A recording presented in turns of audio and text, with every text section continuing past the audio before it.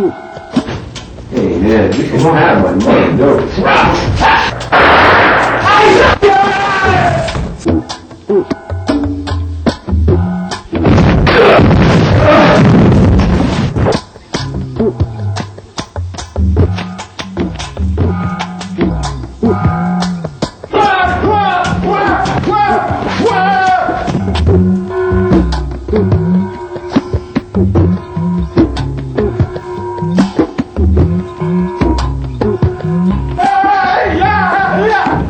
Hey, that's my friend.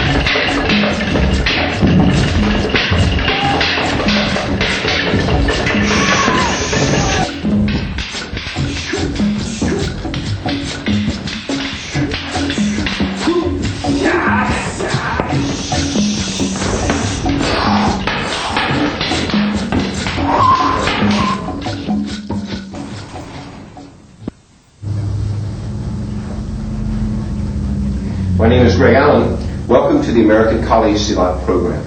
Today we're going to share with you some unusual techniques. Using the system of the Filipino and Indonesian arts, we will show you from the basics of the empty hand, the stick, and the knife. And of course the stick represents a training implement like any sword or any other training implement for a sword would.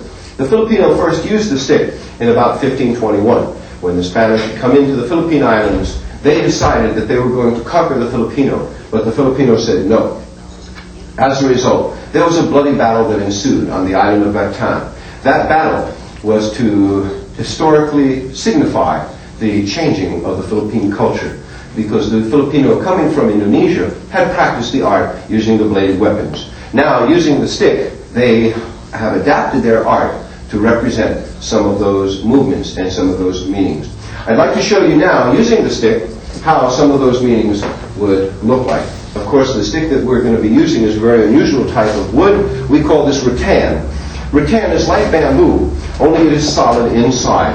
And we use the stick and move the stick around our body to develop those kinds of things, to protect ourselves in close. And that's what we're going to be doing. We're going to be making the very simple strikes inside here, whipping it back across the body, changing the stick,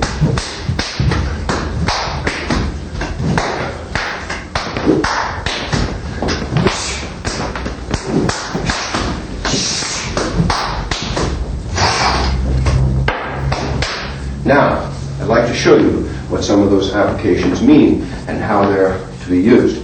I'll ask my associate Barry Gershberg if he'll come out also using the single little stick. How are you today, Barry? Thanks very much for coming on the show. I want to share with you now some of those basic elements of what's happening with that strike.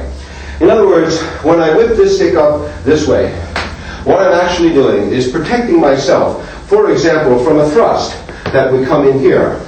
What I actually do is hit that, and then I hit it again, and then I hit my opponent one more time. So as the thrust would come in, it would look like this, and then I would hit my opponent, you see, here and here. At some point, I may have to control this aspect, and to control this aspect, we do that in motion. We get it from a drill that we call break-in and break-out. I like to call it penetration because we actually penetrate our opponent's space by stepping inside and controlling the aspects and the motion of the stick. At some point, I will try to catch this in motion, disarm my opponent, and then follow through with counter attacks. Thank you. However that's going to occur, we will start from here. At some point, we will actually move. This will move even a little faster. The idea of moving this fast is so to see how this will function in a full speed attack. again, we'll follow through with some counter technique. As you can see, what's actually happening is that the stick is the one that is doing the work. In all martial arts, when you use a weapon, you don't let the weapons do the work. And that's all we do is set up this guide. And setting up this guide, the left hand has to function. From our drills, we will go through the drills so that the functions of the left hand can work together in this manner. So we will make this drill 1, 2, 3, 4, 5, 6, 7, 8 times. As we do this drill, we then try to find what is the meaning of these drills. For example, as this comes in here, I will then hit him. As I hit him, I will hit him in the debilitating joints. In order to disarm him, I will hit that also, and then follow through. You see, each time making contact with my opponent in such a way as to be able to follow through and do what is ever necessary to stop him completely. If somebody is really coming to strike you, you have to understand that the important thing that you must do is get away. I'm going to ask Barry now if he'll just step off and then come running at me. As he is running at me, he may choose to make any strike. I don't care which strike he will make. I will have to wait wherever I am. When he starts his attack, that's when I begin to move. As I begin to move, you can see that the first element that I must do is I must control this. Okay? As that element moves, it will look like this. I catch him here, whap! This I bring him down and finish him right away. Now, we do not do this for the camera, but let's show you again in slow motion from the other side how that would look. Again, the attack comes in here. This is the catch. This is the hit. As I take this down, you see, that's what happens. And then I follow through. We always follow through because the aspect of following through must occur. If you are to deal with your opponent without the stick, the motions would be similar. In other words, again, the mugger coming to attack will have a weapon. As it comes to attack, I must take this weapon at some point and control him the same way. Once I have controlled him, I may try to release the weapon and hit him right away with it. You see, wherever that motion would come into effect. Look again how that would look. I come inside, I can take the neck here, or I can hit the hand here and then puncture in here with the elbow. From the other side, that would look like this. I would come in here, I would hit inside, bending the elbow so as to hit in there, stun him, take his wind, and then bring him down. As I bring him down, I try to free the stick and then follow through however I'm going to follow through. Because when we practice the basics of our art so that can be used. Let's get the other stick. I'd like to share with you the drill on the Filipino arts to show you how that's made. We will strike 1 backwards here and go back to 1, 2, and 3. At that time, we will try to make a tap on each hand as the strikes are being made. Tapping on the inside and tapping on the outside. This is a tap, a tap, a tap. At some point, I will try to counter my opponent's taps so that not to allow him to grab onto my weapon. For if he grabs onto my weapon, I may have to take his weapon and let him have this one as I follow through. You see, changing his thinking. Of course, as he has his weapon in his left hand now, when he's captured my weapon, the weapon will retract right away. I must be able to afford the luxury of putting up some defense to that right away. So I will change hands and capture inside as I try to break this here. I may also try to force this down. As I force this down, I will cause him to throw or to lose or break his wrist. In every aspect of the Filipino arts, the drills are done as a means of learning what else can be done. In other words, for example, in the Sinawali drill, we will drill 1 hand and 1 stick.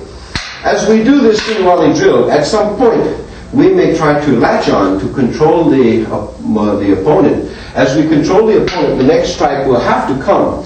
As he forces this way, or he forces it that way, that element will have to be dealt with. If I go this way, I will take this element and try to hit him and follow through right away. Again, destroying the arm and then counter-attacking using both sticks.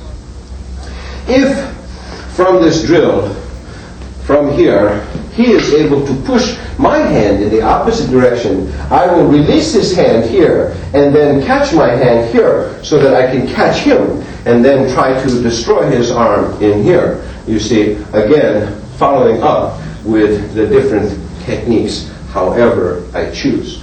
From the basic element of the Filipino and Indonesian arts, we learn the basic methods of moving the foot, the basic method of striking, and then, of course, the body mechanics that come into play. I'd like to take you through that drill a little faster this time. First, we start slow. We always develop our aspect slow. First, to set up the timing, because in the class is where you learn.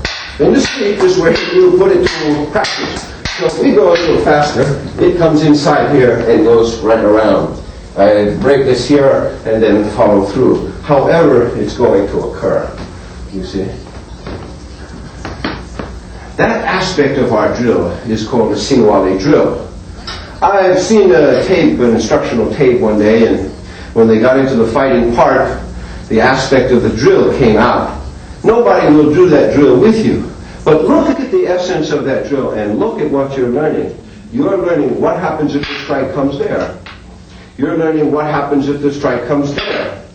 You're learning what happens if the strike comes there. And you're learning what happens if the strike comes here. Look at the essence of that drill. You get the high and you get the low. When you put the stick in your other hand, you get the other side. You get the high and you get the low. You see, from this element you understand that we divide the body this way and we divide the body this way, and there are 4 zones. So you have on your opponent, you have the one zone over here, which we call the upper right, the upper left, the lower right, and the lower left, which represent the basic elements of how somebody would attack you.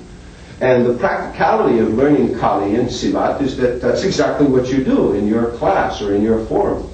In other words, I will ask my opponent to attack me in one of those elements. Again, I will set up that mechanism to defend or to protect myself and counterattack right away, hitting my opponent however I choose. And then, even if necessary, disarming him and following through. From the number 2 position, it would look like this, which you can see it's very similar as to how it's going to happen. From the number 3 element, he would come in here low. I would try to move the way out and then hit him as well and change his thinking considerably, you see. Because when he comes to attack me, I wish to give him more of what he came to give me. In the sense of using now the 4th strike, this would be here. At the time that this comes here, remember I'm going to protect myself the same way. Grab onto the stick, try to disarm him right away by hitting this. If it didn't disarm him, I hit him again. That would certainly disarm him. And then following through, you see. You can set up this very simple drill if you're already practicing martial art by getting yourself some rattan stick and having your opponent attack you in this 4-step manner. The first strike coming from the position where it would be his upper right. In this case, my upper left.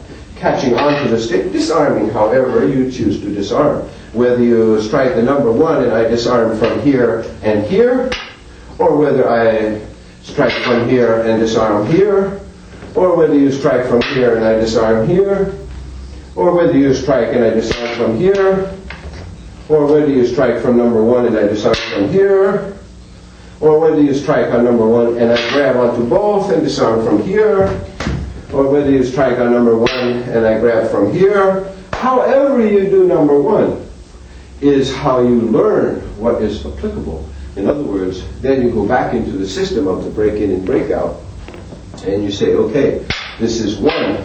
Can 1 work here? Yes, it may be able to work here. Can the number 2 work here this way? Yes, it can work that way. Can the number 1 work in some other manner? Yes, it can work that way. Can the number 1 work in some other manner? Yes, it can work this way. Can the number 1 work in any other manner? Yes, it can work this way.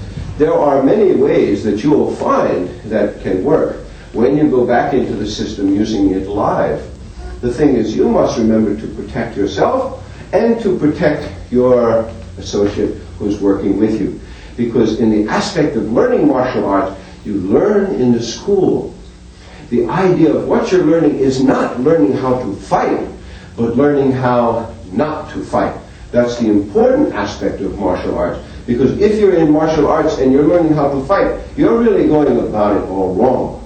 In other words, if I was going to fight, for example, when my opponent would try to strike at me here, I would try to hit him, or I would try to attack him. The reason that this is no good is because in the process he may be first. And if he goes first, then my hit would not do any good, because it would not be strong enough. In everything that we do in our aspect of our practice, we try to find those elements that are useful to ourselves and how to alternate the use of the hands. In doing that, we have a drill we call Dakap and Punyo. In the Dakap and Punyo drill, I'm going to ask my associate that he will bring the thrust and we will incorporate the thrusting as well. I'd like to show you slow how the drill is done first so that you can see what's going to happen. So let's move it real slow. And you can see how the hands get into play, you see. And he plays with his hands and I play with my hands, you see. See? Trying to find where I'm going to catch the stick or decide the stick, you see. See, right in from there, I have removed his stick. Now, you saw that when I removed his stick, he immediately came with a counter. But he was able to counter because I did not hit him. Remember that if I am catching the stick, when I am catching the stick, I am really hitting him, you see. So he has very little advantage to trying to stop me once I have removed his stick, because he's already been hit. And no matter how hard I hit him with the stick, this stick will not break, because the aspect of what you're using here is the strongest wood in the world. They call this rattan, and they make it into furniture. Some of you may have that furniture in your house, because the Filipino arts are really very, very popular. It was the Filipino arts that made Bruce Lee as popular as he could be, because now he had the element of learning how to do the basics. And from those basics, they taught him to go beyond those basics, not to do technique, but go beyond technique. Not to work stagnantly with his opponent, but to work in a fluid manner, or to flow, as we say in the Filipino arts. And of course, to create. Because we do not do martial arts to follow somebody. We do martial arts to create within ourselves our own development or our own art. In looking at the Dakap and Punyo, again, you can see that the thrust comes in and the punches come in. This is the meaning of Punyo. The grabs come in, and you must make the releases. You must do the sidestepping. You must do the hand checking. So you have all of these hands that have to be checked. As you do your drill, you may counter with a new portion of the drill, and then follow through with that, you see, so that you have all methods, the high and the low methods of making your practice, you see. And you must be spontaneous. You must not remember that the drill is what you're doing, but the aspect of going beyond the drill. So this last slice here, he should have come back with the stick here and then gone back again, you see. So however the stick is going to move, you have to find how it's going to move to protect yourself, you see. So each time it moves, you have to find how you're going to do that, you see. So that in aspects, you should not even have to look at what's happening. You should be able to follow it with your eyes closed. So I'm going to close my eyes so you can see. I can do it. Actually, I'm going to close them both. So we'll do the Dakap and Punyo here, and we'll guide this down, as you can see. Now, I'm not really looking here, but I'm grabbing this here, you see, because I don't have to see it. I can actually know where it is, because I've done the drill enough. When you do the drill enough, that will come out. The idea is that you are watching your opponent by seeing 360 degrees around you and by using your peripheral vision. In other words, I'm not looking at him, you see, but I know exactly where he is, and as he moves, I am controlling the moves, you see. If he's not fully controlling the moves, then at some point I will catch his stick. At the time that I catch his stick, I will then give him what for. At the time that I'm giving him what for, he may try to let go of this and to try to actually block this, which will cause him to be hit again, and then follow through some more, you see. Each time using his own hand to try to make the blocking occur, because we must protect ourselves. You see, the element in martial arts is not to attack somebody. The element in martial arts is to be without attack. In other words, if somebody comes to attack me first, I must try to hit them first. For example, when the strike comes, notice that I'm not going to want to stay here. I'm going to want to attack this right away. And I'm going to try to parry this as I go by, so that this may look like this as I move, or as it comes back in here, as I need to stop it now completely, because I have no place else to move. I may try to bring it up this way, but if he lets his wrist sag, then he may hit me here. So I will try to bring this around to protect me, you see, and then to bring my stick through his body so that he is the one that is being hit.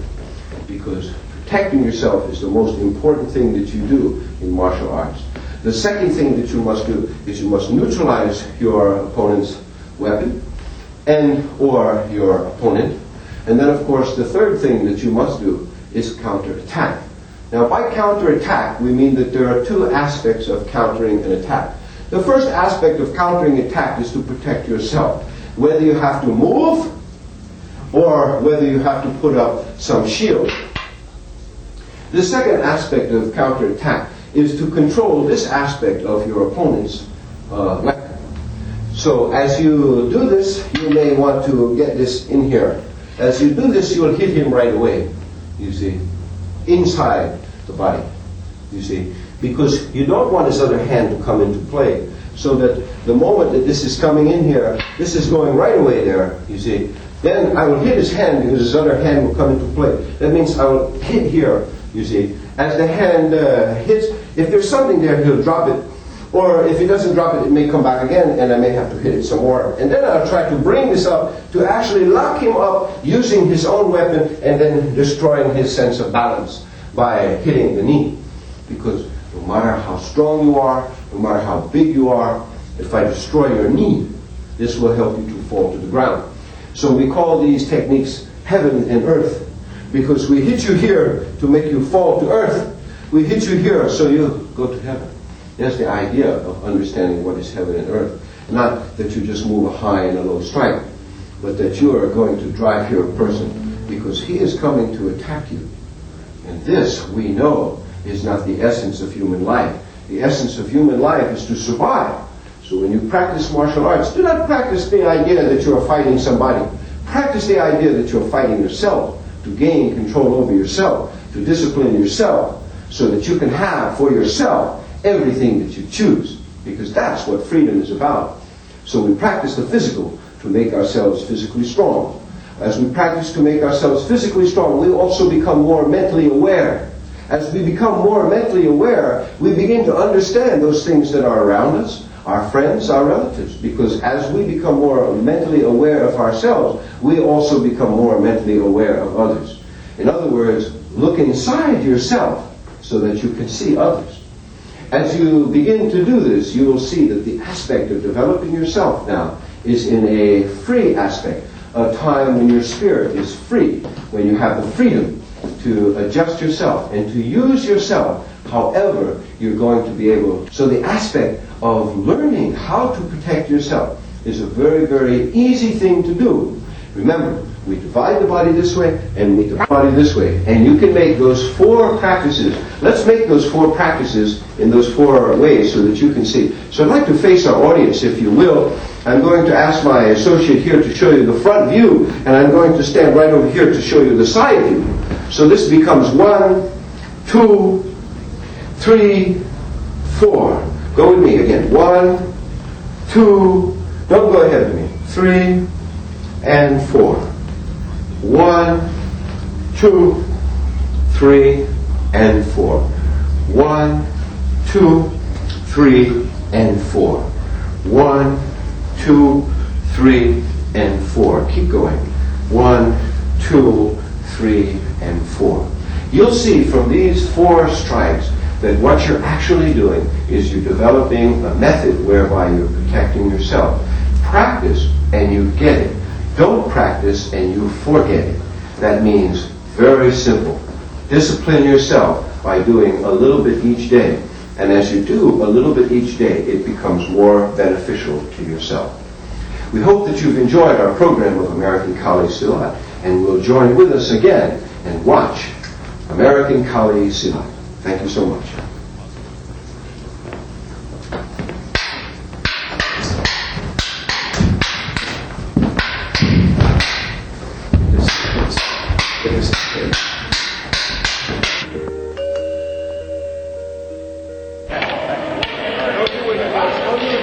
Shut up. Whoa, don't hit him, don't hit him, don't hit him. Oh, now hit him. Now hit him. He didn't hit you, now hit him. Come on, get him.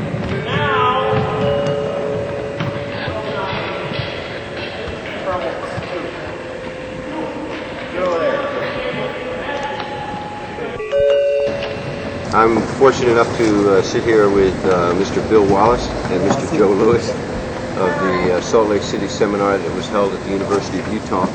And Bill? Of course, we were in Utah. Salt Lake City. What did you think about the stick fighting? I was impressed with that state. It's very similar to the full contact. And Joe Lewis and I were talking this year. Some of the same techniques that we use in fighting, or full contact fighting, or point fighting, or whatever it is very similar. It's very similar to the stick fighting, the way you create openings, the way you put the stick down here to create the opening and whap. Where I would do the same thing with the left leg fake here and come around, and do the same thing with the wrist. And that's very, very interesting. I enjoyed watching it. It's funny, one of the things that I've always said is that all martial arts are really the same, except Dan Barry, who's not really the same. Oh, look at us here. We know who he's here. Excuse me, I gotta leave. Thank you for having me. Good to see New York again. And no, George has done that up. It's a stiffy as well. I guess I'm left here all by myself. Yep, Mr. Bill Wallace is leading me. Never been left alone. Bill, this is an insult. Well, you haven't really been Who left is this alone. handsome fellow sitting next to me? This is Greg Alland, and Oh, I can definitely say goodbye to Wallace now. all right. Joe Lewis, the Jaguar, the most handsome man in karate. Mr. Lewis needs no introduction. Maybe got my nose that time. Joe, what did you think about the full contact stick fighting that you saw here today in Salt Lake City? Well, except for those 2 guys who went to the hospital, it wasn't bad. Nobody went to the hospital. Nobody really went to the hospital, as you can see from the fights. But it was exciting, wasn't it? Was it exciting for you? Yes, yeah, I've seen kendo a lot. And kendo, it's so regimented. This looks more in the sense of a freestyle type of brawling in a way. It didn't look regimented. It didn't look like it was confined to a certain kind of dog and a certain arrangement of movements you got to get. So there seems to be a connection of spontaneity from within, how you feel when you can express yourself through the movements. Does that make sense what I'm saying? That certainly does. And, well, I'm glad that you enjoyed it, and I know that everybody who attended the seminar enjoyed having you out here, and also Mr. Wallace, Mr. Barry, myself. I hope that we get to meet again. It's certainly been a pleasure for me and a privilege to meet some gentlemen like yourself. Thank you so much for your help. And, Would you say in Texas you were from? is that New York?